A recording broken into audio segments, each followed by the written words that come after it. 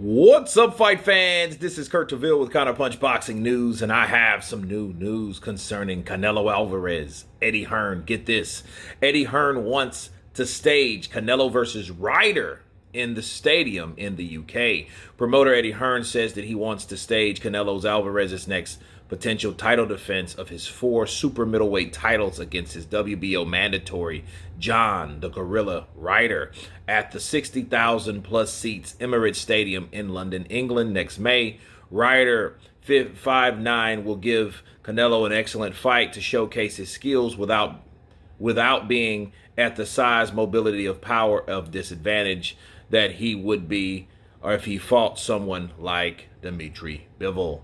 Okay. And let me counterpunch. I think Canelo going to the UK is exactly what Anthony Joshua should do in the USA. I think these guys should switch markets to improve their overall marquee value. You know, we know Anthony Joshua over here, but then the UK really knows him. Just like we definitely know Canelo Alvarez over here versus people heard of him in the UK. You know, and since he has a British promoter, I think, you know, with the tentacles that Eddie Hearn has, I think this is a good approach for Eddie Hearn and for Canelo, just by being or having more exposure. You know, I think at the end of the day, you have potential of growth. People know Canelo from anywhere from Spain all the way down to Argentina, right?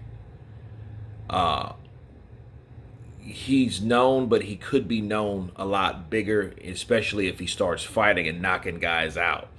Now, of course, he's beaten a lot of British fighters, you know, that came across the pond. But what happens when Canelo goes over the shores, you know, to do the same thing? And in fact, I'll go a step further.